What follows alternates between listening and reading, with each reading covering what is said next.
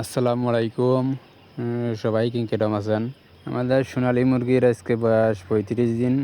35 দিনে ভালোই গড় ওয়েট আছে। মুরগিগুলা ভালোই আছে।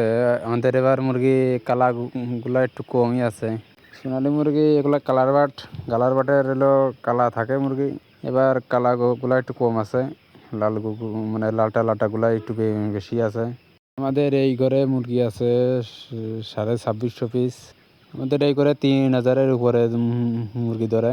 এবার হলে বাচ্চা না হওয়ার কারণে মুরগিগুলো একটু কম করে উঠানো হয়েছে। এই ঘরে আরও দেওয়া যাইতো, কিন্তু বাচ্চা পাইনি বলে দিই নাই। সেখানে মুরগিগুলো ফাঁকা ফাঁকা আছে। মুরগিগুলো হইলেও অনেক ফাঁকা আছে। ফাঁকা হয়ে থাকলেও আবার একদিক থেকে সুবিধা আছে, মুরগির হলো ওয়েটগুলো ভালো হয়।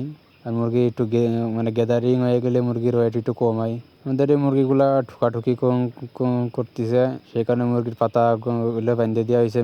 নিম গাছের পাতা বাঁধে দেওয়া হয়েছে। মুরগিগুলো পাতাগুলো ঠুকাচ্ছে, সেখানে মুরগি হলে ঠুকাঠুকি কম করে। মুরগির হলো সজনের পাতা বাঁধে দিলে ভালো হয়। সজনের পাতাতে হলো ভিটামিন আছে, কিন্তু সেখানে শীতের সময় সেখানে সজনে গাছ হইলে সজনে ধরে, সেই কারণে সজনের পাতাটা দেওয়া যাবে না। সজনে পাতা দিলে সজনে আর তো ধরবে না, সেই কারণে সজনে পাতা দেওয়া যাবে না।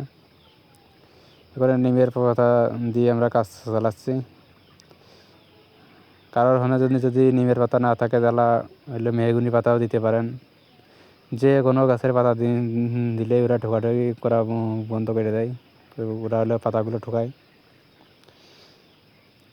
পাতাগুলো দিলে মুরগি ঠোকাঠুকি কম করে কিনা যারা পাতা দেন তারা একটু কমেন্টে করেন।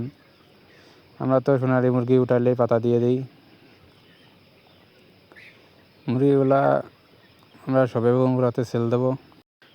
আমাদের মুরগি সবে বরাত আস্তে আস্তে মুরগিগুলো 1.5 কেজির উপরে হলো গড় ওয়েট হয়ে যাবে না।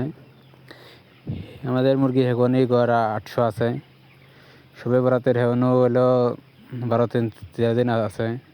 12-13 দিনে মুরগি হলো 1.5 কেজি প্লাস গড় হয়ে যাবে না। আপনাদের ওইদিক সোনালী মুরগি কীরকম সাইজেরটা বেশি চলে সবাই কমেন্টে করেন।